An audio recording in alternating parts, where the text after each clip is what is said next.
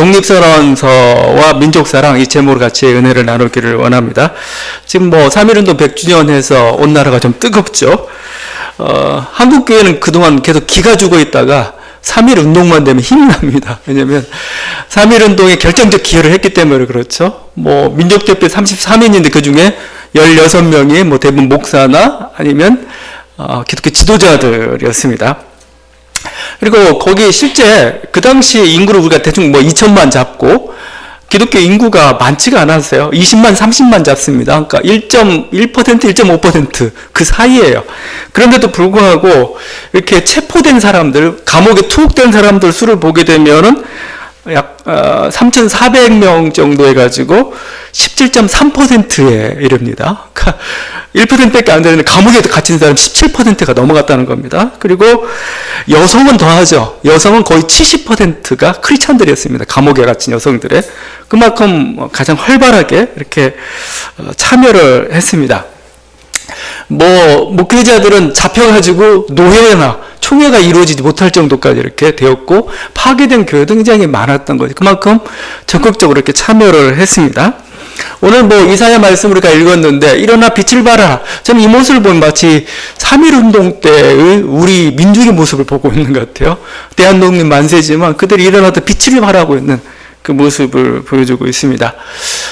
우리가 예배 시간에 읽었던 기미독립선언문, 우리가 3.1 독립선언서라고 지금 이제 명칭을 그렇게 공식으로 부르고 있는데, 그게 바로 3.1 운동의 정신을 보여주고 있는 그 대표적인 선언입니다. 근데 제가 보니까 우리나라에 있었던, 근세기에 있었던 선언 중에 가장 중요한 선언입니다. 그건 어떻게 보면 민족 탄생의 선언이고, 이것은 인권 선언이고, 또 민주공화의 선언이고, 비폭력과 평화 정신을 세상에 천명한 그런 선언이고, 세계 시민으로서의 사명을 밝힌 선언입니다. 직접적으로 우리는 크리스찬들이니까 하나님 이름이나 그리스도, 복음 이런 게 들어가지 않아서 기분 나쁠지 모르겠지만, 제가 보기에는 거의 신앙적 선언에 준하는 게 바로 이 3.1 독립선언서라고 저는 생각을 합니다. 왜냐하면 거기에 우리 민족의 가치관, 민족의 정신, 민족의 미래, 민족의 비전들을 다 담아놓고 있어요. 어떻게 보면 우리가 그것을 우리 민족을 향한 하나님의 뜻이라고 표현할 수 있지 않겠습니까? 우리 민족이 어떤 정신과 가치를 가지고 살아야 될 건가를 보여주고 있는데, 바로 3.1 독립선언사가 바로 그것을 다 잘 보여주고 있다는 겁니다. 그래서 이게 참 안타까워서 그냥 그 아름다운 문장에 취해 있거나 우리가 시험 공부하기 위해서 그냥 하는 하나의 수단 정도나 아니면 기념식장에서 그냥 낭독하는 그런 수준으로 정도만 그치고 있다는 겁니다. 여러분, 중요한 선언들은 사실은 서구 사회들 주로 그렇죠. 계속 반복하죠. 반복하고 그 정신을 어떻게 오늘날 또 실현할 건가. 100년이 지났지만 이 3.1 독립선언서에서 이야기하고 있는 것들은 아직도 유의미합니다. 그리고 우리들에게 큰 반향을 일으키고 있고, 또 우리 민족의 미래를 밝히고 있다는 것입니다. 그래서 이걸 좀 제가 좀 분석을 좀 같이 그 의미를 좀 나누면서 왜 이렇게 중요한가, 신앙적인 무슨 의미가 있는가를 좀 살펴보는 그런 시간으로 좀 가졌으면 좋겠습니다. 그런 의미에서 오늘 본문은 두 개입니다. 성경 말씀뿐만 아니라 주로 3.1 독립선언서를 가지고 말씀을 좀 나누도록 하려고 합니다. 우리가 읽은 것은 현대어로 이렇게 번역한, 읽기 쉽게 한 거죠. 근데 원래 원문이 이렇게 되어 있죠. 5등은 자의 조선의 독립국인과 조선인의 자주민임을 선언하노라. 이건 우리 중고등학교 때 항상 시험 문제 나오고 달달 달고 외우고 했던 그 문장이기도 하고 그렇습니다. 이 한자가 1762자라고 그래요. 근데 그 중에서 가장 많이 등장하는 단어가 뭐겠어요, 여러분? 민족입니다, 민족. 민족이라는 단어야 13번 등장합니다, 민족. 민족 자존, 민족의 항구 여일한, 민족적 존영, 민족적 양심, 민족적 독립, 문화 민족, 민족적 요구, 민족적 정화, 민족의 정당한 의사, 모든 것에 민족이 들어가고 있습니다. 민족의 뜻이다, 이런 거죠. 독립선언의 주체는 결국 뭐냐? 민족입니다. 저는 그래서 이 독립선언의 가장 중요한 것은 이 민족이란 단어의 사용이고, 사실은 독립선언서는 사실 민족의 탄생선언서입니다. 민족이란 게 뭐냐, 이게 민족이라는 게. 국어 사전의 정의입니다. 일정한 지역에서 오랜 세월 동안 공동생활하면서 언어와 문화상의 공통성에 기초하여 역사적으로 형성된 사회 집단, 인종이나 국가 단위인 국민과 반드시 일치하는 것은 아니다. 중요한 겁니다. 한 지역에서 문화와 언어를 사용하면 오랫동안 운명을 같이 하는 겁니다. 근데 반드시 한 핏줄로만 되는 건 아니에요. 물론 한 핏줄이 중요합니다. 근데 한 핏줄로만 된 건 아니고 또 뭐죠? 국민 하나의 그 통치 대상이 되고 있죠. 그것과는 좀 다른 개념, 뭐 이런 식으로 설명하고 있습니다. 민족이란 저는 가장 중요한 게 한 지역에서 운명을 오랫동안 같이 해온 공동체를 사실은 얘기하고 있습니다. 그래서 그 독립선언서의 특이한 것은 마지막에 조선 건국 4252년 3월 이렇게 나오고 있어요. 조선 건국하고 이렇게 나왔습니다. 우리가 단기 연호를 사용하고 있습니다. 그러니까 한반도 땅에도 5,000년의 역사, 반만 년의 역사를 우리가 이렇게 해온 게 바로 이 민족이라는 덩어리라는 거죠. 근데 한민족은 그래도 어떻게 보면 이렇게 위치가 그랬는지 모르겠지만 비교적 순수한 혈통을 유지해 왔습니다. 그런데 사실 순수한 것만은 아니에요. 우리가 민족이라고 할 때 제가 자꾸 순수한 혈통만 자꾸 강조해서 그 때문에 좀 드리고 싶은 말씀인데, 우리 민족은 이렇게 혈통상으로 볼 때 가장 그 대표적인 게 북방계하고 남방계가 있습니다. 북방계는 저는 북방계 쪽에 가까운 것 같아요. 얼굴이 좀 크고 좀 여러 가지 있습니다. 남방계 얼굴이 작고 이렇게 섞여가지고 이렇게 사실은 가장 대표적인 그 세력, 이게 우리 땅에 있었죠. 그 후에 사실은 뭐 우리가 뭐라고 하지만 한조, 그 다음에 몽골조, 여진조, 일본조 해가지고 어떻게 보면은 그 역사의 부침 가운데 서로 섞여서 일부 섞여들어오고 해서 한 민족이라는 단위가 엮여져 가는 겁니다. 단순히 순수 혈통으로만 되어지는 건 아니에요. 이는 성서의 이스라엘도 마찬가지. 여러분 이스라엘 생각할 때 이스라엘이 항상 순수한 혈통인 것 같죠? 순수한 핏줄인 것 같죠? 그러지 않습니다.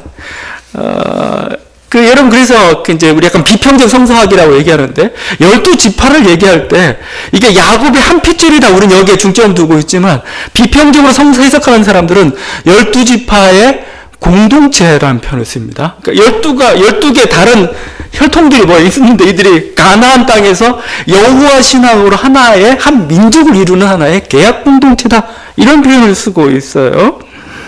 그게 이제, 은연중에 드러나고 있습니다. 여러분, 그 출애굽할 때 이스라엘만 출애굽한 거 아니잖아요. 이스라엘만 출애굽한 게 아니고 오늘 우리가 성서 말씀에 분명히 이렇게 얘기하고 있습니다. 수많은 잡족, mixed people or race가 이렇게 나왔다 이거죠. 이스라엘뿐만 아니고 수많은 잡족들이 출애굽에 함께했다 이렇게 표현하고 있습니다. 그래서 우리가 가나안 땅을 정복할 때 이스라엘 단일 혈통 대오로 이렇게 했다는 그런 식의 시각도 있지만 이걸 하나의 해방전쟁으로 보기도 하고 그렇습니다. 해방전쟁. 그러니까 뭐냐면, 가나안 땅에 가난한 민중들이 보여. 지금 이스라엘 세력들, 출애굽한 이스라엘 세력들과 연합해서 벌인 전쟁. 이렇게까지도 얘기합니다. 그래서 사실은 여러분 보게 되면 알겠지만, 미디안 족속이 들어왔어요. 미디안은 가나안 7부족 중에 하나죠. 근데 미디안 족속이 들어왔죠. 왜냐면, 모세 장인이 미디안 출신입니다. 그 다음에 처가가 미디안 쪽이에요. 그 다음에 헷 족속. 우리가 보통 바세바가 우리아의 아내라고 하죠. 우리아가 헷 족속이에요. 그 다음에 기브온 족속도 이렇게 들어오고 해가지고 가나안 전쟁 가운데 이렇게 많은 민중들이 이렇게 섞여 들어오게 됩니다. 그들이 뭐냐면 여호와 신앙, 야훼 신앙을 중심으로 온 이스라엘을 형성했던 겁니다. 온 이스라엘 그 슬로건 하나는 어떻게 보면 여러 가지 잡다한 민족들이 있지만 이들이 하나님을 믿는 신앙으로 하나가 돼가고 있는 그 모습인 거죠. 히브리라는 민족이 그렇죠. 히브리는 원래 사회학적 명칭입니다. 그러니까 히브리는 강 건너온 사람들이라는 뜻을 가지고 있어요. 그러니까 메소포타미아 강을 건너가지고 중근동을 떠돌아다니던 그런 어떤 계층들이었는데 이들이 뭐예요? 여호와 신앙으로 하나가 된 겁니다. 하나가. 이제 민족적 명칭이 돼버린 거죠. 제가 이 얘기를 자꾸 하는 이유는 민족이라는 건 결국 뭐냐, 혈통도 중요하지만 혈통이 하나 이제 근거가 되겠지만 그들이 언어를 공유하고 한 지역에서 운명을 같이 거고 하나의 정신과 가치관을 공유하면서 살아가는 삶의 공동체 이거죠. 그래서 그 독립선언을 계속 이렇게 얘기합니다. 5,000년 동안 이어온 우리 역사 힘으로 하는 것이며 2천만 민중의 정성을 모은 것이다. 수천 년 전 조상의 영혼이 안에서 우리를 돕고 온 세계의 기운이 밖에서 우리를 지켜 수천 년 계속 반복하고 있죠. 이걸 통해 가지고 우리들이 지금 한반도 땅에서 운명을 같이 하고 있는 이 민족이란 공동체가 이제 자주를 외치기 시작했다 이거죠. 독립을 외치고 있다는 거죠. 어떻게 보면 일제강점기라는 것은 어떻게 보면은 우리 민족이 역사상 경험했던 가장 아픈 시련입니다. 근데 사실은 이것 때문에 사실은 민족이 탄생은 하나의 계기도 되었던 겁니다. 여러분, 민족이라는 그 단어가 우리는 막 지금 막 아주 뜨겁게 사무치게 부르고 있지만 이 민족이라는 단어가 나온 게 오래되지 않았어요. 1900년대 처음으로 민족이란 단어가 사용이 되었습니다. 그동안은 그냥 백성민, 아니 무슨 족 이렇게만 불렸는데 민족이란 단어가 처음으로 단어가 사용이 되었습니다. 왜냐하면은 이렇게 보니까 조사해 보니까 네이션의 번역이라고 그래. 네이션 어떻게 번역할까다. 그 당시 사람들이 민족이라는 이렇게 우리 이렇게 대한제국 그죠 한참 그때 민족으로 번역을 했고. 이 민족이라는 단어가 왜 이렇게 절절한 단어가 됐냐면은 나라도 잃고 막 하면서 주체가 없는 거예요. 주체가 없는 거. 그래서 국민이라는 개념도 말이 안 되고 하면서 사용하기 시작했던 게 민족이라는 단어입니다. 민족. 나라도 빼앗기고 그렇지만 분명히 실체는 있어요. 우리가 주인인데 그런 뭐라고 부를까? 민족이라는 이름을 부르기 시작했던 게 이게 1900년대 들어와서 이렇게 사용했던 거죠. 그래서 조선인의 자주님을 선언하노라. 이건 대단한 그 선언. 민족의 출범. 저는 그래서 민족의 탄생으로 보고 싶어요. 이제. 그 전까지는 민족이 있었죠. 분명히 5,000년 동안 살아왔으니까. 근데 그 5,000년 동안에 살아온 민족이라는 건 결국 뭐예요? 백성이었어요. 통치 대상. 여러분, 우리나라 역사 보면 맨날 저기 왕조 역사예요. 왕조 역사지. 백성의 역사가 아니거든요. 근데 뭐죠? 이 나라의 주인이 백성임을 자각한 날. 그죠? 이게 사실은 일제시대를 통해서, 특별히 3.1 운동을 통해 처음으로 그것은 공포한 날이죠. 그래서, 이게 이 날이 바로 민족의 탄생 선언이다. 그래서, 이 독립을 선언하는데, 왜 우리가 독립을 선언하냐고 할 때, 막 어떤 경제적인 거, 어떤 뭐 정치적인 거, 아니면 어떤 인명살상, 여러 가지 피해가 있는데, 가장 아픈 게 뭐냐면은, 이거죠. 그동안 우리 스스로 살아갈 권리를 빼앗긴 고통은 헤아릴 수 없으며 스스로 살아갈 권리를 빼앗긴 고통이라고 얘기했어요. 정신을 발달시킬 기회가 가로막힌 아픔이 얼마인가, 민족의 존엄함에 상처를 입은 아픔이 또한 얼마이며 새로운 기술과 독창성으로 세계 문화의 기회를 잃은 것이 얼마인가 이거죠. 민족으로서 민족이 주체적으로 가야 될 그것인데 그게 막히고 그게 억압당한 게 답답하다. 민족의 어떤 뭐죠? 자주성을 상실한 것을 가장 큰 고통으로 보고 있어요. 내가 밥 못 먹는가? 내가 죽임을 당한다든가? 뭔가 그게 아니고, 그것보다 더 심한 고통은 뭐야? 우리 자주성. 우리 민족의 생명과, 민족이 가진 강인한 정신과 문화의 꽃을 피우고, 그것을, 어떤 주체적으로 활용하지 못하고, 하지 못한 거에 대해서 지금 이렇게 고통을 표현하고. 그래서, 3.1절은 사실 민족 부활의 날입니다. 우리가 읽은 것 중 이렇게 나오고 있죠. 어둡고 낡은 옛집에서 뛰쳐나와 흔쾌한 부활을 노래하자 합니다. 흔쾌한 부활. 새로운 우리 민족이 일어나자 지금 이렇게 얘기했어요. 그래서 어떻게 보면은 광복이라는 건 결국 뭐예요? 그 독립선을 실체적으로 회복한 날이고 이 분단이란 결국 뭔가요? 분단은 어떻게 보면은 민족의 허리가 잘린 거죠. 민족 생명이 다시 잘려져 버린 겁니다. 그래서 어떻게 보면은 3.1 민족 독립선언, 민족 자주선언은 그 안에 이미 통일을 지향하고 있는 겁니다. 당연한 통일을 지향한 겁니다. 그래서 분단된 지금 상황은 뭐예요? 독립을 아직 이루지 못한 겁니다. 민족의 온전한 실체적인 어떤 광복이나 부활을 지금 이루지 못하고 있는 그 모습이 이렇게 거기에 담겨 있다 것입니다. 그게 바로 이렇게 민족이 가지고 있는 그 모습이죠. 이게 민족입니다. 그러나 여러분, 우리들은 민족이를 좀 더 생각을 좀 해봐야 돼요. 민족의 의미를 알고 그랬는데 성서적으로 민족이 정당한가 이거죠. 우리가 민족 사랑이라는 거죠. 민족 사랑. 왜냐하면 신앙인들은 더 이상 이 땅 사람들이 아니에요.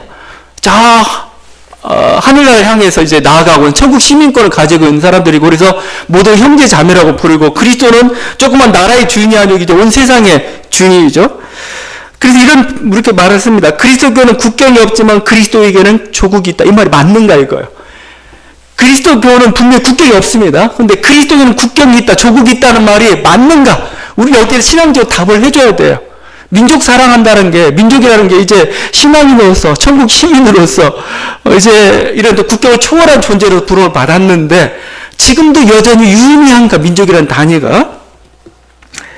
여러분, 그래서 실제 일제시대 선교사들은 종교 분리 정책을 자꾸 풀려고 했죠. 야, 정치와 종교는 다른 거야. 이 땅의 일은 더 이상 관심을 갖지 말고 우리는 하늘나라를 향해서 가는 사람들이야. 이러면서 민족의 일에 대해서 자꾸 무마를 시키려고 그랬단 말이죠. 이게 타당한가 이겁니다. 아닙니다. 이건 왜 그러냐면은 이미 성서의 창조 기사로부터 민족에 대한 이야기는 벌써 나오고 있습니다. 가장 중요한 거죠. 창세기 1장 28절이죠. 생육하고 번성하여 땅에 충만하라. 생육하고, 이거 문화명령이라고 합니다. 가장 인간에게 주어진 가장 어떻게 중요한 어떤 행복과 생존권이죠. 생육하고 번성하여 땅에 충만하라. 자, 근데 이 생존권, 어떻게 보면 하나님의 문화명령 실현의 주체가 누구냐 이거요. 민족입니다. 개인이 아니면 민족. 여러분 성서를 보세요. 왜 그만 계속 족보가 왜 나오고 있어요? 성서 속에 창세기 얼마나 수많은 민족들의 이름들이 나오고 있는지 보세요. 그들을 통해 하나님은 뭐예요? 자신의 이 생육하고 번성한 폭도로 이뤄가게 되는 겁니다. 그래서 이건 노아 홍수 때도 이루어졌죠. 노아 홍수 이후에 하나님의 창세기 11장 9장 이렇게 명령을 내립니다. 너희는 생육하고 번성한 땅에 가득하라. 생육하고 번성한 땅에 가득하라고 하죠. 근데 이 명령에 따라서 이 민족들이 흩어져야 되는데 이 민족들이 흩어지지 않고 한 곳에 모였어요. 그게 바벨탑 사건입니다. 바벨탑 사건은 뭐예요? 우리 이름을 내고 온 지면의 흩어짐을 면하자. 하나님이 계획하셨던 거에 대한 반하는 겁니다. 반하는 거예요. 그래서 하나님 그린 세계는 뭐예요? 온 민족 단위로 이렇게 세계가 흩어져가지고 여기서 생육하고 번성하고 행복하게 살아가는 겁니다. 근데 이걸 막고 하나로 어떻게 뭉치겠다. 이걸 제국주의라고, 제국주의죠. 그래서 제국주의는 악입니다. 성서 속에서 얘기하는. 그러니까 19세기의 제국주의, 지금도 나타나는 제국주의 모습은 하나님 보시기엔 악한 거예요. 그래서 이 출애굽이라고 해가지고 하나의 이스라엘의 민족 해방 사건이죠. 출애굽이라는 것은 이스라엘만 있는 거 아닙니다. 아모스서에서 마치 선민사정만 자기만 선택받았다는 생각을 가지고 있는 이스라엘 향해서 하나님은 이렇게 말씀하셨습니다. 이스라엘 자손들 너희는 내게 구수족 같지 아니하냐. 내가 이스라엘 애굽 땅에서 블레셋 사람을 갑돌에서 아람 사람을 기리에서 올라오게 하지 아니하였느냐. 그죠? 출애굽시킨 게 너희만 있는 게 아니고 구수족도 그렇다 이거죠. 구수. 그 다음에 블레셋 사람을 출갑돌 시켰다 이겁니다. 출갑돌. 아람 사람을 출기를. 그러니까 뭐죠? 모든 민족의 해방 과정에는 하나님이 함께 하셨어요. 에티오피아 아니면 일본 어떤 민족, 우리 한민족도 뭐죠? 그 출애굽 과정에는 하나님 이름을 쓰고 있지 않지만 하나님의 민족 해방 과정 가운데, 민족의 탄생 과정 가운데 이끌어가고 있다는 겁니다. 그래서 사도행전은 사도 바울은 이렇게 얘기하죠. 아테네 한복판에서 외칩니다. 인류의 모든 족속을 한 혈통으로 만드사 온 땅에 살게 하시고 그들의 연대를 정하시며 거주의 경계를 항정하셨다. 이게 민족에 대한 정의입니다. 그들의 연대, 거주의 경계, 그쪽에서 하늘 또 마담으로부터 나와가지고 모두가 흩어져서 이렇게 사도 하나님께 계획하셨다 이거죠. 그래서 어떻게 보면 민족은 그냥 생득적이라는 표현을 쓰고 있죠. 하나님 만드신 기관인 것처럼 민족도 하나님 만드신 기관에 해당합니다. 그래서 그들 사랑하는 것, 이웃 사랑은 민족 사랑입니다. 우리가 이웃 사랑에 가장 가까운 사랑이 뭐예요? 가족 사랑이죠. 가족 사랑을 확대해서 가장 갈 수 있는 한계가 어디예요? 민족 사랑이고 그렇습니다. 그리고 어떻게 보면 또 이건 실제예요. 여러분 복음이라는 거 한번 보세요. 복음은 민족 단위로 전파됩니다. 복음이 훌륭한 것, 복음의 핍박을 받는 것 전부 민족 단위예요. 전부. 그래서 우리는 민족을 사랑해야 되는 것은 어떤 필연적이고 또 실제적인 이유이기도 하고 그렇습니다. 이런 점에서 신석구 목사님이 있습니다. 33인 중에 하나입니다. 이분의 체험은 굉장히 중요합니다. 이분의 체험은 이런 체험을 했어요. 어떤 체험을 했냐면은, 자기는 목회자인데, 목회자로서 세상 정치에 참여하는 게 옳은가에 대한 확신이 쓰지 않았습니다. 그리고 이렇게 특별히 천도교라든지 다른 불교라든지 이렇게 그거가 같이 연대하는 거에 대해서 거부감이 있어서 이걸 해야 되는 게 하나님 뜻인가? 막 기도하면서 하나님 뜻을 묻는데 2월 27일 새벽에 이런 음성을 듣습니다. 직접 음성이 들렸는지 모르겠는데 하여튼 이런 음성을 들었다고 지금 역사책은 계속 기록하고 있어요. 4,000년 전하여 내려오던 강토를 내 배에 와서 잃어버린 것이 죄인데 찾을 기회에 찾아보려고 힘쓰지 아니하면 더욱 죄가 아니냐. 그죠? 그래가지고 민족의 자주성을 상실한 것을 죄라고 이렇게 규정을 했습니다. 민족의 생존과 번영이 하나님 뜻인데 이게 열심하지 못하면 이게 죄라는 거예요. 여러분 죄에 대한 규정을 다시 한번 하셔야 돼요. 이렇게.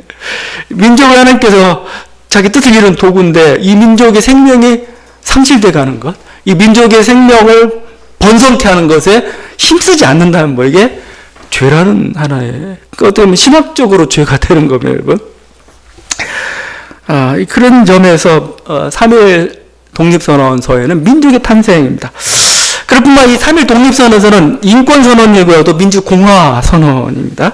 민족의 주체는 뭐냐? 민중이죠. 민중. 자주민임을 선언합니다. 그래서 기억나는 함석근 선생이 평양에서 3.1운동을 하는데 처음 들었던 말이 뭐냐면 네가 나라의 주인이다. 네가 나라의 주인이다. 갑자기 깜짝 놀랐다는 겁니다. 네가 나라의 주인이니까 네가 만세를 외쳐야지. 누가 외치냐 이거예요. 자기가 주인임을 깨달은 나는 인생의 민족의 그래서 2천만 민중이라는 표현을 쓰고 있어요. 2천만 민중. 그러면서 선언서에 나오는 게 인류가 모두 평등하다는 큰 뜻을 밝히고 인류 모두가 평등하다는 큰 뜻을 밝히고 아마 여기 평등이라는 것은 첫 번째는 아마 민족 간의 평등일 겁니다. 제국주의나 약소민족이 다 평등하다. 그렇지만 그 내재적으로 그 안에는 뭐 이미 모두가 평등하다. 양반, 농민 할 것 없이 뭐 상놈이라고 하는 모든 그 백정 할 것 없이 모두가 다 주인이고 하나다, 평등하다 그런 선언을 지금 하고 있는 거죠. 지금 보니까 저는 보면서 여기 독립선언서에 왕조 얘기 한 번도 안 나와요. 고종의 승하 사건이 그때 1919년에도 있었습니다. 근데 왕조에 대한 얘기는 전혀 나오질 않아요. 어떻게 보면 그래서 그 현대어는 이렇게 보니까 조선인이 이 나라의 주인임을 선언한다. 대단한 선언이죠. 어떻게 보면은 이게 민주주의의 선언입니다. 주인이 누구냐? 이 땅의 주인이 누구예요? 왕조가 아니라는 겁니다. 양반 귀족들이 아니고 뭐예요? 조선인인 우리 민족 2천만 민중이 주인임을 선언한 하나의 평등선언이라고 할 수가 있죠. 주권선언이라고 할 수가 있죠. 이거에 근거해가지고 상해 임시정부에서 임시헌장 제1조가 대한민국은 민주공화제로 함 이렇게 되었죠. 우리 지금 헌법 1조는 역시 똑같이 이렇게 되어 있습니다. 대한민국은 제1조죠. 대한민국은 민주공화국이다. 대한민국의 주권은 국민에게 있고 모든 권력은 국민으로부터 나온다. 이 정신이 어디서 나오느냐? 3.1 독립선언에 나와 있어요. 조선인이 자주민임을, 이 나라의 주인이 조선인임을 선언한 그 속에 지금 다 내포하고 있다 이거죠. 그래서 요즘 나오는 얘기 중에 3.1 운동이 아니고 3.1 혁명이다 표현을 쓰고 있습니다. 저도 여기가 맞는 것 같아요. 왜냐하면 가장 고전적인 의미에서 혁명 개념이 여기 다 들어가 있습니다. 고전적인 의미의 혁명 개념이 뭡니까? 왕조, 그러니까 전제 군주의 권력에서부터 이게 백성들의 인민의 권력으로 이렇게 넘어가는 게 가장 프랑스 대혁명이 가장 고전적인 혁명이잖아요, 이게. 근데 그 혁명의 정신이 사실 들어가 있어요, 여기에 이미. 왜냐면 이 나라의 주권자가 바뀌었어요. 왕이 아닙니다. 양반이 아닙니다. 뭐죠? 이 조선인 2천만 민중이 주인임을 선언하고 있기 때문에 이것은 혁명 선언인 거예요, 사실 혁명. 그래서 3.1 혁명이 물론 그렇게 이상한 형태, 약간 어떤 정치의 권력을 이양하고 이런 건 안 됐지만은 이미 정신 안에 이미 혁명의 정신이 다 들어가 있던 거죠. 그래서 여러분 공화정이라는 단어들이 뭡니까? 공화정이라는 단어는 프랑스 대혁명 기간 동안에 아니면 나라가 독립하면서 첫 번째 썼던 게 공화정이라는 겁니다. 공화국이다 우리는. 공화국이라는 의미는 뭐예요? 이 나라의 주인이 전제 군주가 아니라는 겁니다. 백성이, 국민이, 민중이 주인이라는 선언이 들어가 있는 게 공화정이고 여기다 민주라는 단어를 붙이면 뭡니까? 공화정의 그 민주주의의 의미를 더 강력하게 설명하는 거죠. 민주라는 건 뭐야? 백성이 주인임을, 그래서 좀 더 평등하고 좀 더 주권이, 사실 공화정을 잘못하면은, 이게 황제의 권력에 대항하는, 아니면 왕의 권력에 대항하는 성격이 있기 때문에 굉장히 귀족적인 의미도 들어갈 수도 있어요. 부르주아지대의 어떤 그 권력들. 근데 민주주의는 뭐예요? 1인 1표예요. 1인 1표. 모두가 주인이고, 모두가 한마디 할 수 있고, 그 뜻에 따라야 되고, 그 뜻에 따라 정부가 권력 구성이 되고, 그런 의미에서 민주공화 선언이라는 표현을 쓰고 있습니다. 그래서 이 공화정의 토대, 사실 이게 공화정이라 할지 혁명의 가장 토대가 됐던 것은 인권선언이죠. 저는 이 3.1 독립선언도 인권선언이라고 생각합니다. 그럼 그 중요한 3대 인권선언이 있어요. 인권선언할 때 가장 중요한 것은 평등입니다. 왕이나 귀족이나 그 빈부의 차이가 없이 모두가 평등한 그런 선언입니다. 1976년 7월 4일 미국 독립기념일에 미국 독립선언이 있었죠. 그때 독립선언의 핵심은 천부인권 사상입니다. 이렇게 되어 있습니다. 모든 사람은 평등하게 태어났고 창조주는 양도할 수 없는 권리들을 부여했으며 그 권리 중에는 생명과 자유와 행복의 추구가 있다. 이 권리를 확보하기 위하여 인류는 정부를 조직했으며 이 정부의 정당한 권력은 인민의 동의로부터 유래한다. 이게 미국 독립선언의 핵심입니다. 핵심. 그죠? 모두는 천부적 인권을 가지고 있고 권리를 가지고 있고 그 권리에서 정부를 구성하고 정부는 뭐죠? 인민의 뜻에 따라야 된다. 그 1789년 프랑스 대혁명 과정에서 발표된 인간과 시민의 권리선언, 프랑스 혁명선언이죠. 인권선언이라고 얘기하는데 여기도 이렇게 되어 있습니다. 인간은 권리에 있어서 자유롭고 평등하게 태어나 생존한다. 모든 주권의 원리는 본질적으로 국민에게 있다. 이게 핵심입니다. 몇 점 밝히고 있는. 그런데 3.1 독립선언은 대한민국 인권선언인 거죠. 민족의 권리를 다음과 같이 밝히고 있죠. 인류가 모두 평등하다는 큰 뜻을 밝히며 우리 민족이 영원히 자유롭게 발전하기 위한 것이며 전 인류가 함께 살아갈 정당한 권리, 우리는 원래부터 고유한 자유권을 지켜서 풍요로운 삶의 즐거움을 마음껏 누릴 것이다. 독립을 추구하는 이유도 이렇게 표현합니다. 사람들이 저마다 인격을 발달시키려면 우리 가여운 자녀에게 고통스러운 유산 대신 완전한 행복을 주려면, 그렇죠? 인권선이 가장 필요한 자유, 평등, 생명, 행복, 문화 추구권이 다 담겨져 있습니다. 여러분 이건 우리들의 하나의 새로운 인권선언으로 여러분 이것을 해석해야 되는 거고, 제가 좀 이렇게 하다 보니까 조금 이 인권선언 개념에서 사실은 3.1운동의 주체로 나왔던 게 여성들이거든요, 여성들. 근데, 여성이 딱 한 단어만 등장합니다.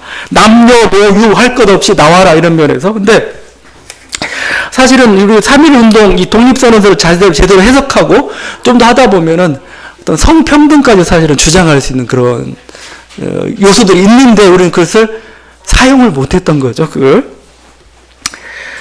인간이 존엄한 이유는 뭡니까? 천부인권이라는 말에 나와 있듯 성서도 똑같이 얘기하고 있죠. 하나님의 형상을 가지고 있기 때문에 인간은 존엄한 겁니다. 인간은 하나님 형상. 인간은 왜 존엄하냐 이거예요. 그냥 여기 천부인권 태어날 때부터 그 인간다움의 어떤 권리를 가지고 있다고 선언하고 있는 성서는 분명히 그 이유를 제시하고 있죠. 인간이 존엄한 이유는 하나님의 형상을 가지고 있기 때문에 그렇다 이거죠.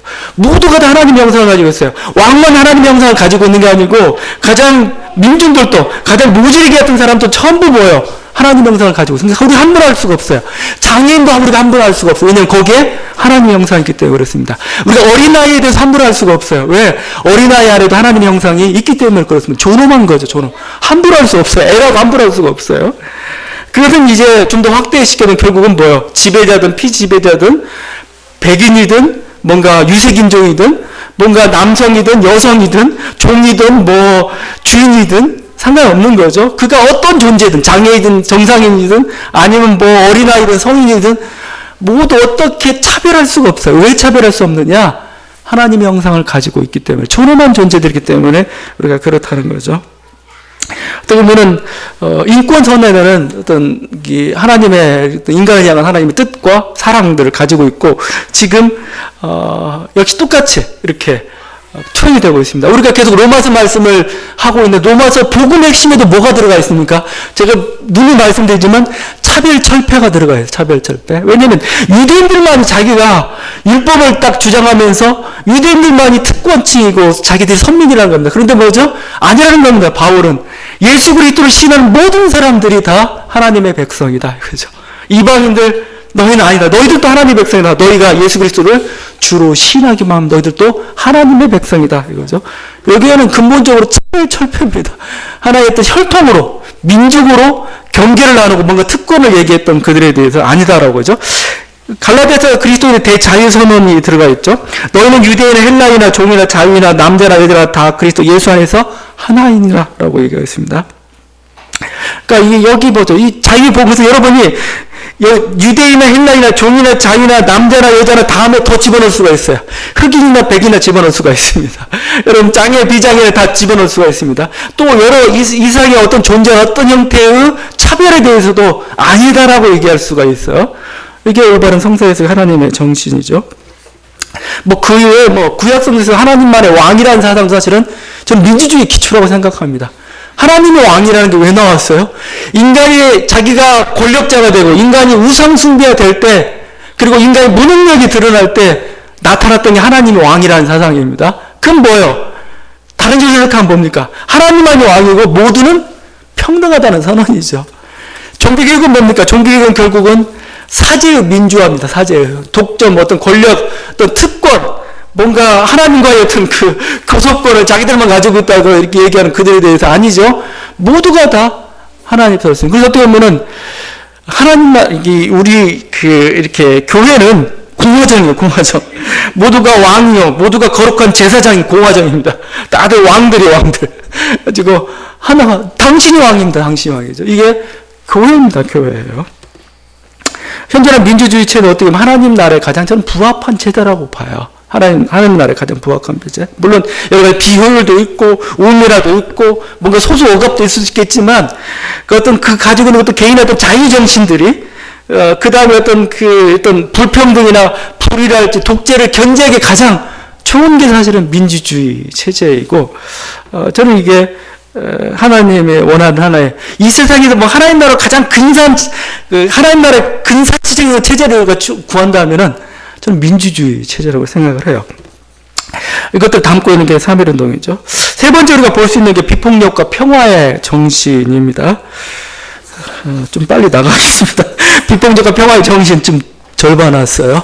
비폭력과 평화의 정신인데 3.1운동은 저는 굉장히 너무 낭만적이에요, 여러분. 지금 앞에 총칼을 들고 있어요. 총칼을 들고 있는데 그 앞에 조선독립 만세, 대한독립 만세를 외치고 있습니다. 숭고하고 굉장히 낭만적이고 근데 이게 더 신앙적이라는 표현이 있겠어요. 거기 공약 3장에 이렇게 되어 있죠. 오늘 우리의 독립선언은 정의와 인간의 도리를 지키고 번성하며 살아가려는 민족의 요구이니 오직 자유로운 정신을 드날릴 것이요 남을 미워하는 마음으로 못되어져 하라. 이게 신앙적이죠. 남을 불타는 적개심으로 해야 되는데 그게 아니고 뭐죠? 남을 미워하는 마음으로 하지 말라 하고 있죠. 일제에 의해서 지금 우리는 이렇게 비폭력으로 나갔는데 지금 일제는 막 엄청나게 탄압을 했죠. 그래서 뭐 거의 시위 과정에서 거의 7천여 명 정도가 사망했습니다. 그냥 우리는 그냥 만세만 불렀을 뿐이고, 물론 가끔 가다 화나니까, 열받으니까 주제소 불태우기도 했지만 그건 폭력이라고 볼 수가 없죠. 상대방 총칼을 가지고 있어요. 총칼을 가지고 있는데 하여튼 7천여 명이 사망했고, 거의 뭐 4만여 명이 감옥에 갇히는 그런 어떤 포갑으로 이렇게 했던 거예요. 그럼에도 불구하고 끝까지 비폭력으로 이렇게 나갔습니다. 이렇게 얘기합니다. 스스로를 채찍질하기에도 바쁜 우리에게는 남을 원망할 여유가 없다.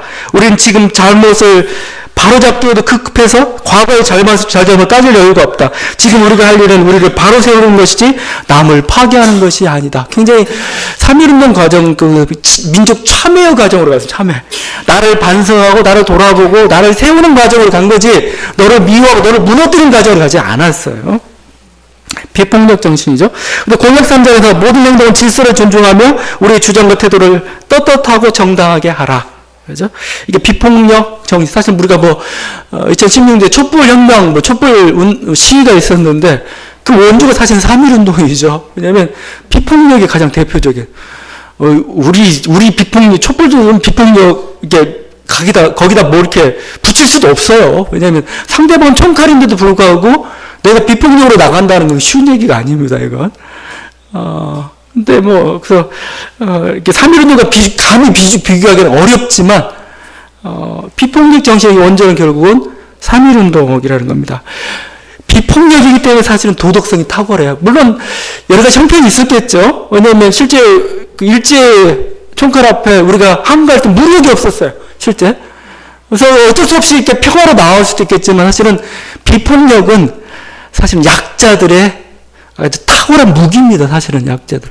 왜냐면 강자와 약자가 싸울 때 어떻게 싸워요? 이건 싸울 수 있는 힘은 도덕성밖에 없는 겁니다. 나는 정당하다 이거죠. 근데 어느 순간에 폭력으로 대하는 순간은 뭐예요? 갑자기 싸움의 본질이 사라져버리고 그냥 너 죽였네 나 죽였네 이런 식으로 바뀌어져 버리고 말이죠. 근데 뭐죠? 비폭력은 뭐예요? 자신의 주장 그리고 약자는 사실은 수가 많아요. 그들이 할 수 있는 가장 탁월한 무기 중에 사실은 비폭력이라는 거죠. 그렇게 나아갔던 거죠. 근데 이건 사실은 예수님 운동과 마찬가지 궤를 같이 하고 있죠. 예수님 운동이 사실은 비폭력이었죠. 당시 팍스 로마나 해가지고 로마의 평화가 있었습니다. 로마의 평화는 결국 뭐냐면 로마적으로 막강한 힘으로 이렇게 평화를 그냥 현상적인 평화를 이룬 겁니다. 그러니까 약소 민족들은 막 그냥 그 힘에 눌려가지고 위세에 눌려서 그냥 억지로 평화를 강요당하는 그런 식이죠. 예수님의 평화 팍스 크리스티는 그게 아니죠. 십자가에 자기를 희생하고 자기를 낮추고 섬기고 낮아지고 이렇게 해서 만들어지는 평화였던 것이죠. 초대교회는 오른편 뺨을 맞으면 왼편 뺨을 내어놨죠. 오리를 가려고 하는 어떤 폭력에 대해서 심리까지 이렇게 가졌죠. 원수를 대적하기보다는 사랑하고 축복하고 어떤 순간 원수 사랑으로 사실 초대교회는 갔습니다. 군림하고 집권하는 그 이방인의 권력의 길이 아니고 낮아지고 종의 자를 낮아지고 섬기는 그런 섬기는 길을 갔던 게 예수의 길이고 초대교회의 길이었던 것이죠. 아마 예수님이 왜 이랬을까? 물론 여러 가지 뭐 비폭력의 탁월함 우리가 얘기할 수도 있겠고 아니면 눈에는 이해는 일식의 폭력의 악순환을 끊고자 원하신 하나님의 뜻이 있어요. 왜냐하면 폭력 자체가 악이거든. 그 악 자체를 따를 수 없고 거기에서 끊기기가 원하시는 거. 또 좀 더 나아가서는 어떤 그 하나님이 정의를 기대한 거죠.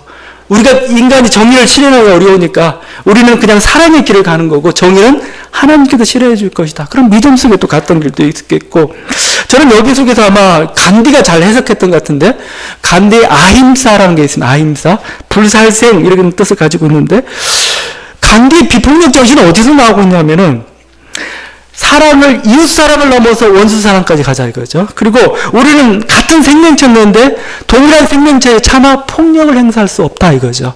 이게 생명 사랑의 정신이죠, 정신. 그리스도의 정신 속에도 아마 이런 게 담겨져 있고 간디가 하나 저는 해석을 했다고 좀 봅니다. 3.1운동의 비폭력 정신들이 있고 이것은 여전히 우리들에게 유효한 지금도 어떻게 보면 하나의 정치적인 하나의 길로서 아니면 또 우리가 비폭력의 길을 단지 정치적 수단 정도만이 아니고 비폭력에 담겨져 있는 사랑의 마음이죠. 또 폭력 자체도 거부하려는 그 마음으로 좀 읽었으면 좋겠습니다. 또 그동안 이제 비폭력과 함께 항상 연상되는 게 평화죠, 평화. 평화 중에서도 동양 평화에 대해 그렇게 많은 얘기를 했습니다. 동양에서는 많은 부분 언급되고 있는 게 동양 평화죠. 울분과 원한에 사무친 2천만 조선을 힘으로 억누르는 것은 동양의 평화를 보장하는 길이 아니다. 이런 동양의 안전과 위기를 판가름하는 중심인 사억 중국인들이 일부러 더욱 두려워하고 미워하게 하여 결국 동양 전체를 함께 망하는 비극으로 이끌 것이 분명하다. 세계 평화와 인류 행복의 중요한 부분인 동양 평화를 이룰 발판을 마련한 것이다. 조선의 독립이 어찌 사소한 감정의 문제.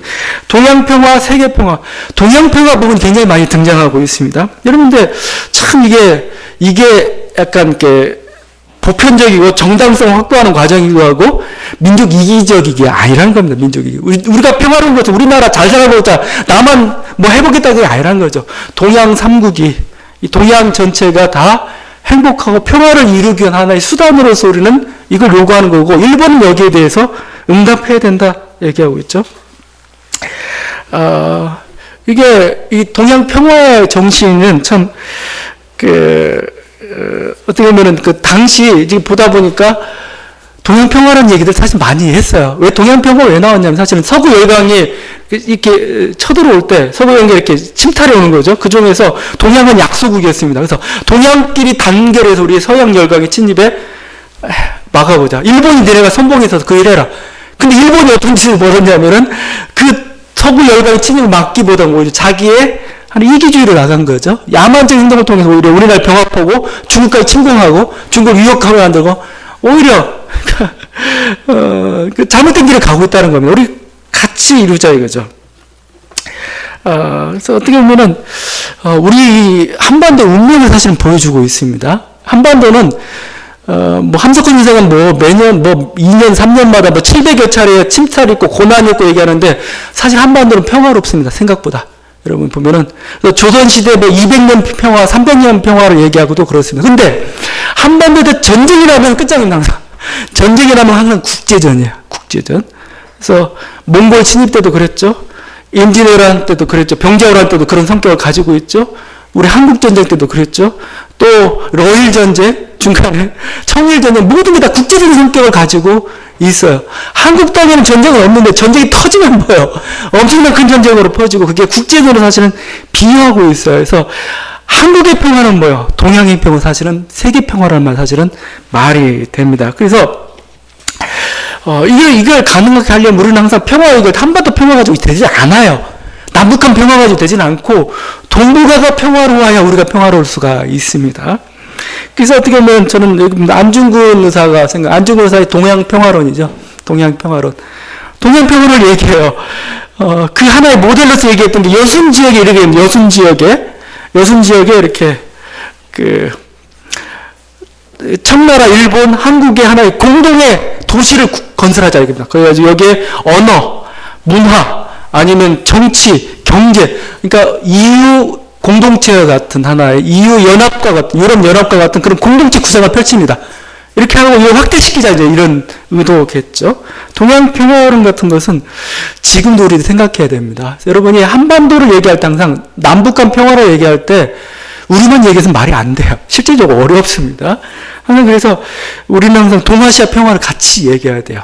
일본과의 공존을 얘기해야 되고 중국의 편창주의에 맞서서 중국과 같이 공존하는 길들을 우리나라가 이끌어 가야 됩니다. 그래야 이 나라가 지금 굉장히 우리가 19세기 말처럼 위험하죠. 중국은 팽창주의로 가죠. 일본은 지금 막 군사화의 길을 가려고 막 하고 있죠. 이거 화해시켜야 됩니다. 그래야 우리도 평화로워요. 이게 지금. 이 평화라는 건 사실은 성서에서 계속 얘기하고는 바죠. 뭐 이스라엘 땅이 그래요. 이스라엘 땅이 밑에가 나일 문명, 위에가 메소포타미아 문명입니다. 두 개가 문명권 사이에 있어서 세계 4대 문명 중에 두 개의 문명권이 그쪽에 위아래로 있어요. 위아래로. 그러면 그 가운데 있는 나라는 힘든 거죠. 애굽 문명이 확대되면 뭐죠? 무서워요. 이스라엘은 또 애굽에 붙어야 되죠. 메소포타미아 문명권이 확대되면 또 이쪽에 붙어야 돼요.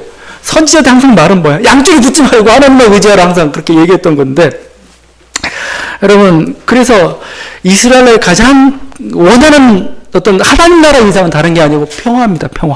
평화의 나라. 그래서 이스라엘의 인사가 샬롬이죠. 샬롬. 평화입니다. 평화. 그뿐만 아니라 하나님이 이스라엘을 향해서 이렇게 주실 때 약속은 전부 평화의 약속입니다. 칼을 쳐서 너 다 농기구로 다 만들어 버릴까. 다시는 전쟁 연습하지 않게 만들겠다.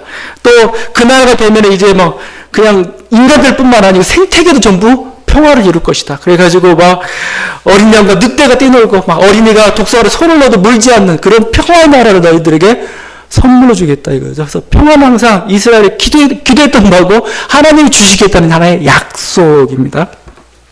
그럴 뿐만 아니라 그래서 하나님은 이스라엘 나라를 평화를 가져다 주기 위해서 뭘 해야 될까 하다가 결국은 이 양쪽 문명권, 메소포타미아 문명권하고 애굽 문명권이 서로 평화롭게 공존해야 돼요. 그래야 이스라엘 평화가 되니까 그런 약속도 주십니다. 제가 이따가 보면 이런 본문이 나와요.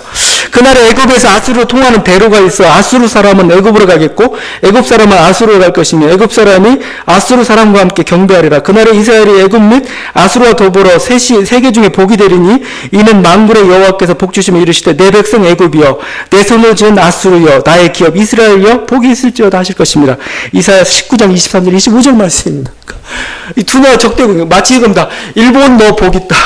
너 죽으면 너 복 있다. 서로 왕래하는 대로가 있고 한반도에 너도 복 있다. 해가지고 서로가 꿈꾸는 마치 동양 평화가 성경에 담겨 있어요. 실질적으로. 그러니까 우리가 그 이상한 목표를 향해서 이렇게 나아가야 하는 거고 그 평화의 나라를 이루기 위해서는 사실은 수단도 평화로워야 되는 거죠. 그게 비폭력과 평화 정신이고 이게 3.1운동에 담겨져 있는데 불행히도 우리는 이 3.1 그 독립선에 담겨 있는데도 불구하고 그 반대의 길을 가버렸죠.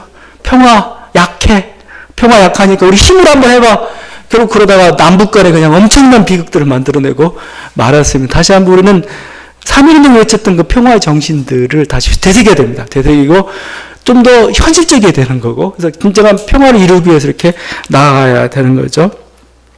마지막으로 하나 볼 것은 세계 시민으로서의 사명입니다. 세계 시민적인 사명. 여러분 독립선언에서 곳곳에서 나오는 중요한 단어가 하나가 뭐가 있느냐면은 문화라는 겁니다. 문화 창달. 그죠? 이겁니다. 새로운 기술과 독창성으로 세계 문화에 기여할 기회를 잃은 것이 얼마인가 굉장히 안타까워 있어요. 대한민국 우리 문화민족이라고 하는 문화민족.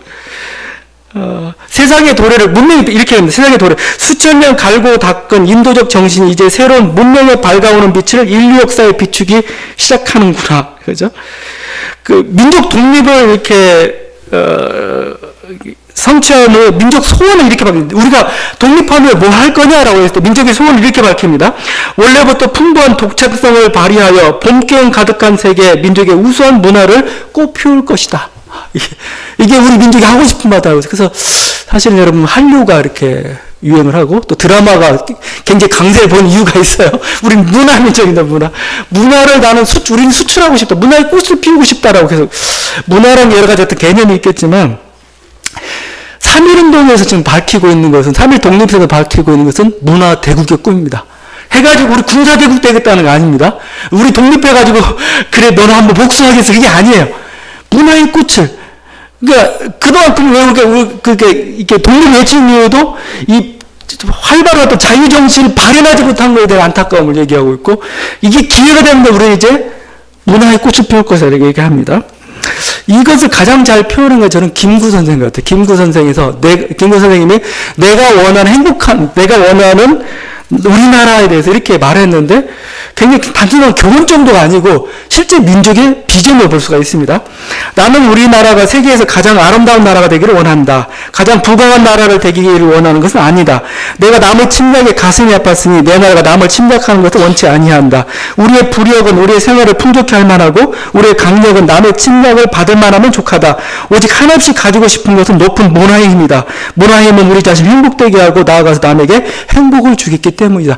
굉장히 그냥 어떤 우리 보통 김구 선생 한 테러리스트의 그냥 소박한 꿈이 아니고 사실 3.1 독립선언서가 밝히고 있는 거예요. 이게 우린 군사력, 경제력은 그냥 지탱할 만하면 된다. 우리나라 지킬 만한 정도면 된다 이거죠. 근데 하나없이 가지고 싶은 것은 문화의 꿈이다 이거죠. 그러면 우리도 행복하게 하고 남도 행복하게 하기 때문이다 이거죠. 이게 바로 세계 시민으로서의 자각입니다. 자각. 세계 시민의 일원으로서 우리는 어떻게 살 것인가 이거예요. 우리 민족이 어떤 기여를 할 것인가. 이게 하나님 우리 민족을 부르신 뜻이잖아요. 이거에 대해서 깨닫는 거. 이게 세계 시민으로서인데 3.1 독립선은 그걸 밝히고 있고 우리들에게 오늘날 우리 이 의미를 좀 더 우리가 묵상을 하고 좀 적용도 하고 실천도 해야 될 그런 필요성들이 있습니다. 하나님이 이스라엘을 택한 이유가 결국 뭐냐 이거예요. 하나님 이스라엘을 택한 왜 많은 나라가 있는 하나님 왜 이스라엘을 택했을까? 복의 근원이었죠. 복의 근원. 창세기 12장 2절입니다. 아브라함 부름에 하나님 주셨던 말씀. 내가 너로 큰 민족을 이루고 내게 복을 주어 내 이름을 창대케 하라니 너는 복의 근원이 될지. 옛날 개역 성경입니다. 너를 복의 근원이 말이 뭐냐면 창세기 18장 18절 이렇게 나와 있어요. 아브라함은 강대한 나라가 되고 천하 만민은 그로 말미암아 복을 받게 될 것이 아니냐 이거죠. 하나님이 이스라엘 민족을 택한 이유는 이스라엘만 잘나서가 아니고 니네는 특별히 뭐가 특별한 대우를 하기 위해서가 아니고 뭐죠? 이스라엘 나라가 하나님 말씀 앞에서, 율법 앞에서 얼마만큼 이렇게 아름답게 강력하게 살아가는 모습을 보고 뭐죠? 이웃 나라들이 부러워가지고 그걸 본받겠다 이거죠. 그렇게 하나의 모범국가를 만들겠다, 이게 모범국가. 이게 하나님이 이스라엘을 부르신 이유입니다. 근데 그게 실패해버리고 말았던 게 이스라엘 역사였고, 지금 하나님 그 계획을 가지고, 전 민족도 마찬가지로 생각합니다. 민족도 뭐예요? 하나님 부르심이 있어요. 하나님. 그것을 사명을 자각하는 게 민족적 사명이고, 뭐죠? 민족의 비전이 되는 겁니다. 우리 민족을 하나님께서 왜 부르셨나 이거죠? 그걸 이루려 하게 되는 거죠. 이 언약사상이라고 우리가 얘기할 수가 있는, 언약사상을 실천한 민족이 있습니다. 역사상에. 이스라엘 말고 미국입니다. 아메리카 합중국. 미국이란 나라입니다. 저번에 제가 좀 했던 건데, 미국은 이렇게 신대륙이 발견돼 그쪽에 이제 건너갔죠. 1600년대 건너가기 시작했죠. 그래서 이제 1776년에 이제 독립을 이루기까지 하는데, 청교도들이 넘어가면서 그들이 하나의 우리가 왜 미국 땅을 가는가? 에 대해서 정신을 밝힌 게 있습니다. 그게 1630년 아메리카로 향하는 아벨라오 선상에서, 존 윈스롭이라는 사람이 있습니다. 이 사람은 나중에 이제 보스턴 식민지 주지사를 10번인가 역임을 했고, 나중에 하버드 대학까지 만들었던 그 사람입니다. 그 사람이 평신도인데 불구하고 설교를 합니다. 설교할 때 이런 얘기 합니다. 이제 하나님과 우리 사이에 정당한 이혼은 세워졌습니다. 우리는 이 일을 위해 하나님과 언약을 맺었습니다. 우리는 사명을 받았습니다. 이 목표를 위하여 이 사역에서 우리는 마치 한 사람처럼 결합되어야 합니다. 우리는 형제 애정으로 서로를 대접해야 합니다. 우리가 삶이 있는 도시로서 존재하게 될 것임을 명심해야 합니다. 모든 사람들의 시선이 우리를 향하고 있습니다. 자기들을 언약 백성으로 생각했어요. 그래서 마치 이스라엘 출애굽하듯이 우리는 유럽 땅을 따라가지고 새로운 땅으로 출애굽하고 있다 이거죠. 이 나라를, 아름다운 나라를 건설하게 될 것이다. 근데 그 나라를 세상 사람들이 다 지켜본다 이거죠. 그게 언덕 위의 도시, 산 위의 도시라는 시티 온 더 힐이죠. 아파트 이름이 아니고 시티 온 더 힐. 어떤 그 언덕 위에 있는 도시 다 우러러보고, 우리 미국이 그렇다는, 미국이. 그래서 미국은 항상 자부심이 쩔어요, 항상. 그래서 마치 자기가 세계 문명을 이끌어가는 것처럼 항상 이렇게 봐요. 그래가지고, 우리 미국은, 아메리카는 이렇게 얘기하는데, 모범국가로서의, 지금 그래서 그게 이제 좀 너무 심하죠. 너무 심해가지고, 이상한 짓도 하기도 하지만 하여튼 이런 것들을 가지고 있죠. 사실 그래서 우리 3.1운동 계기가 됐던 민족 자결주의라는 것은 윌슨 대통령이 이렇게 했던 바고 굉장히 성서적 정신에 입각한 거죠. 각 민족은 정치적 운명을 스스로 결정할 권리가 있으며 외부의 간섭을 받아서는 안 된다. 민족 자결주의. 우리도 그걸 주장했는데, 불행히도 그것은 우리 약소민족도 특별히 제1차 세계대전에 패배했던 민족들은 그렇게 해줬는데, 승전했던 미국과 일본은 그걸 안 했죠. 해방을 안 시키고 독립을 안 시켰습니다. 결국 미국은 이후에 우리 남북 분단의 책임이 있죠. 그리고 남북 갈등을 심화시키고 지금 평화 프로세스를 방해하는 하나의 그 세력으로 작용을 하고 있습니다. 지금 하노이에서 여러 가지 회담이 파탄나는 모습을 보면서 저 비루한 트럼프에게 우리가 언제까지 이렇게 기대하고 있어야 되는지 참 답답할 때도 있어요. 하지만 이게 제국주의 모습이죠. 제국주의. 하나님 한 민족으로 하여금 각 민족들이 잘 살 수 있도록 해주는 것. 이게 세계 시민으로서의 사명입니다. 세계 시민. 세계 시민 국가로서 억압하고 누르고 그게 아니고 자유와 해방과 그 자결과 독립성을 세워주는 거. 이게 해야 될 일인데 못하고 있는 거죠. 그렇지만 한때는 미국은 그래도 모범국가였어요. 나름대로 그 의지를 가지고 있었고, 언덕 위의 도시로서의 그 정체성을 가지고 나갔어요. 그래서 그들은 형제도 굉장히 강조로 했죠. 자선을 굉장히 강조해서 자선. 왜 자선을 강조했겠어요? 야, 니네 하나님이 이 나라를 이렇게 너희를 세웠는데 너희가 한 놈은 부자고 한 놈은 가난하고 해가지고 굶어 죽고 오면 세상 다 욕한다 이거예요. 니네 서로 나눠줘라. 그래야 세상 사람이 하나님 믿는 민족이 서로 우애하면서 잘 사는 거야 이렇게 보여줘야 된다는 거죠. 지금도 그래서 미국의 건전한 시민들, 부자들은 자선을 그렇게 굉장히 강조하고, 이 건국 정신 중에 하나입니다. 자, 그렇지만 제가 이렇게 얘기하는 것은 결국은 민족 사랑 하나님 뜻인데 잘못하면 이기주의로 가요. 이게 제국주의죠. 근데 지금 김구 선생이나 3.1 독립선언은 제국주의를 안 가겠다는 겁니다, 우리는. 우리 민족, 원래 하나님 부르신 그 뜻을 쫓아서 우리는 문화민족으로서의 길을 가겠고, 저는 우리가 이걸 좀, 이렇게, 우리 비전으로, 민족 비전으로 좀 삼았으면 좋겠어요, 이렇게. 삼았으면 좋겠어요. 그, 삼위의 도시처럼 우리 민족도 하나님께 선택한 민족이고, 이 민족을 통해 하나님이 원하시는, 옛날에 막 제사장 국가라고 막 했어요, 제사장 국가. 단지 선교의 수출 국가뿐만이 아니고, 그 민족의 문화가 우수하길 바래요, 문화가. 독립선언서에서 우리가 제가 이렇게 보다 보니까 여기서 우리가 문화로 이렇게 얘기할 수 있는 게 뭘까 보니 이런 게 있어요. 탁월한 과학기술, 독창적인 예술성, 정의와 인도의 정신, 평화, 연대, 공존과 상생의 문화, 자유로운 정신의 발현, 민주주의의 유산, 사랑과 나눔의 형제적 공동체, 이것을 독립선에서 다 도출해낼 수가 있어요. 이게 하나의 문화죠, 진정한. 이 문화를 수출하는, 이렇게, 문화 모범을 보이는 하나의 그 나라로서의, 함석헌 선생은 이렇게 평가했습니다. 한반도가 고난을 받았지만 이 고난의 과정을 통해서 결국 하나님의 뜻은 뭐냐죠? 세계 평화를 위한 메시아적 사명이라는 표현을 씁니다. 이게 하나의 민족 비전 될 수가 있습니다.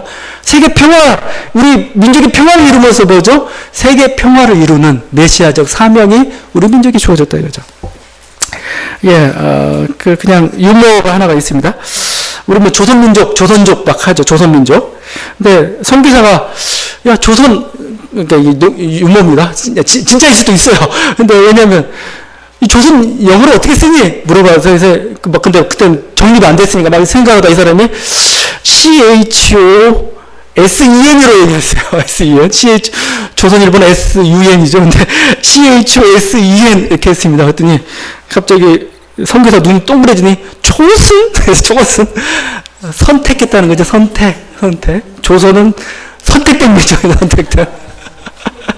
초승 네이션 같은 거죠.